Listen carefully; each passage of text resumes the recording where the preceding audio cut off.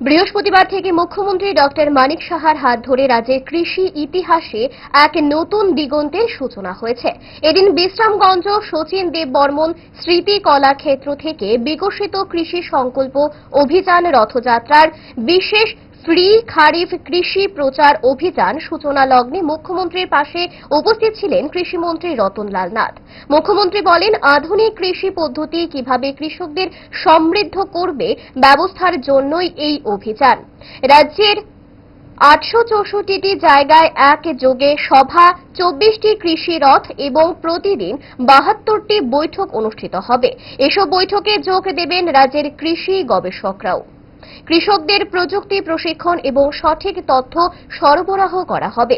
মুখ্যমন্ত্রী বলেন, আমাদের যারা অন্নদাতা তাদের শক্তিশালী করাই হলো মূল উদ্দেশ্য।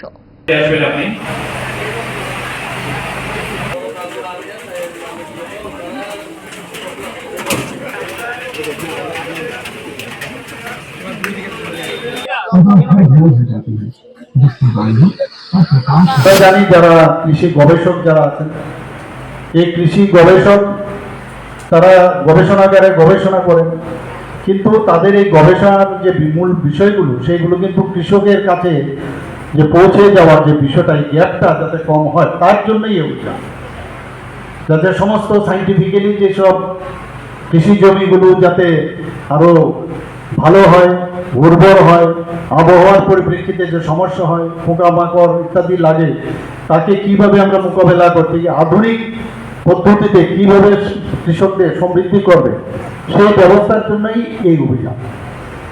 আমরা সবসময় জানি যে আমাদের আর্থিক যে উন্নয়ন একটা রাজ্যের বা আমাদের দেশের, সেগুলো কিন্তু আমাদের কৃষকদের উপরে আমাদের ভরসা করতে হয়। এখন সেই যুগ আর নেই যে লাঙ্গল দিয়ে চাষ করলে আমাদের কৃষি কাজ চলবে, সেই যুগ নাই, এখন যুগ এই যুগ নেই। কিছুদিন আগে আমাদের নর্থ ইস্টার্ন জোনের একটা বিজনেস সামিট হয়েছিল, সেখানে আমাকে এখানে প্রধান অতিথি হিসাবে আমার বক্তব্য রাখতে হয়েছিল।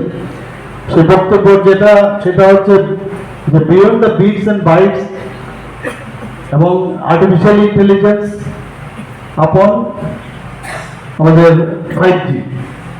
তো প্রথমে তো বুঝতে অসুবিধা হয়েছিল যে কোন জায়গায় গেছে এখন, যে আর্টিফিশিয়াল ইন্টেলিজেন্সের সাথে যুক্ত হয়ে 5Gর মাধ্যমে কোন জমিতে কখন বৃষ্টি আসবে, আগে আসবে বা কি পরিমাণ বৃষ্টি হবে সেটা আগভাগে মানে জানানো যায়। এবং সেই যে মেথড, সেই পদ্ধতিগুলো এখন সেই লাঙ্গল থেকে বেরিয়ে ট্রাক্টর থেকে বেরিয়েও, ট্রাক্টর তো লাগবেই, কিন্তু ট্রাক্টর থেকে বেরিয়ে গিয়ে আগে ভাগে আমাদের সতর্ক থাকা, এই যে বিষয়, সেই কারণেই এই অভিযান মূল উদ্দেশ্য।